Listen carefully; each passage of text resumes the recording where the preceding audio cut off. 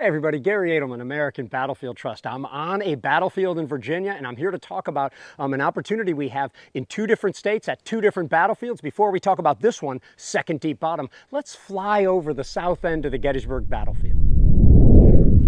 And as promised, here we are looking northward across the Emmitsburg Road on the south end of the Gettysburg battlefield. We are on South Cavalry Field, right above the tract we're trying to preserve. I see the Emmitsburg Road traversing the ground now toward the center. I'm looking at the field of Pickett's charge, some of the attack scene of the second day. I can see the Valley of Death and the Round Tops coming into view here on the right. This is an important tract right near some of the most best-known places on the Gettysburg battlefield.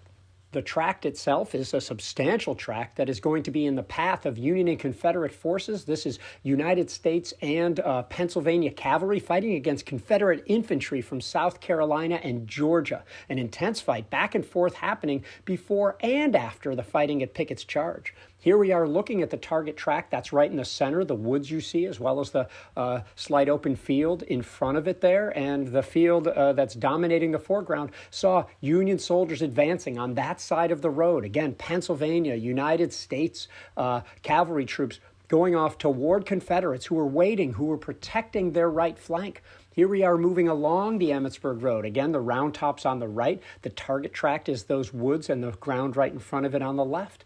Here we are now looking at the Confederate perspective, sort of along the Emmitsburg Road, what they would have seen a little bit higher up, as these South Carolina and Georgia soldiers, supported by a cannon, would have been able to move along that road back and forth, again, before and after Pickett's charge.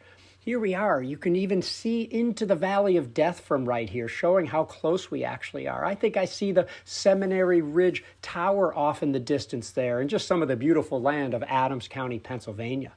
I can now see in the distance some of the land you helped us preserve there along the next tree line there. And on the right, some of the 74 acres you helped us to preserve and then became part of the National Park Service. So we're really trying to put together a puzzle here on this tract that you see in this view here. I think you know what happens next. The Bristow campaign, Mine Run campaign, Overland campaign. Grant crosses the James River, and there's a lot of fighting around Petersburg. Now, eventually, Grant gets word in the map on the right that Jubal Early has left Lee's main army, and Grant is going to attack again, and that will result in the Battle of Second Deep Bottom. Hey, now we've come back down to Virginia here. Here we are on the Second Deep Bottom battlefield. Now, right away, you probably haven't heard a whole lot about Second Deep Bottom. There's a lot of stuff going on in 1864, and there's a lot of costly battles by then. But this is one of numerous attempts by U.S. Grant. You've heard that he is making several attempts both north and south of the James River to stretch out Robert E. Lee's line. And this one is associated with the Battle of Weldon Railroad. Grant had already tried this before, and it resulted in the Battle of First Deep Bottom. We're talking now mid-August of 1864.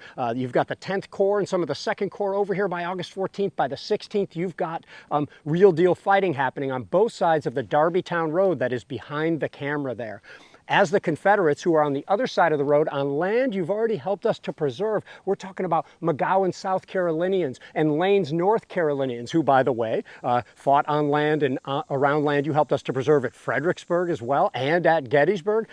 They're coming in this direction, and late in the battle, you've got Confederates actually holding strong over there, pressing the Union right flank here, and then you've got U.S. colored troops under William Birney that are going to charge into this area, pitch into the Confederates. You've got the U.S. CTs fighting the experienced South Carolinians and North Carolinians over there. It is intense. They put up a real struggle. The Union is going to be allowed to retire at that point. And you have more than 4,400 casualties in this battle. At the beginning of the Civil War, before Bull Run, this would have been the costliest battle in all of American history. But by then, battles with 4,000 plus casualties were becoming so commonplace, and other things on the other side of the James River stole the spotlight. But we are trying to re-highlight this fighting north of the James, and you are helping us to collect and assemble puzzle pieces on both sides of the James River. And here at Second Deep Bottom, it's been an incredible story. As we're piecing together little bits, we'll flash up a little map for you right here. So I can't thank you enough for your interest in this property and our Gettysburg property here. If you can get involved, please do share it with your friends, and thanks for all your support of battlefield preservation and education.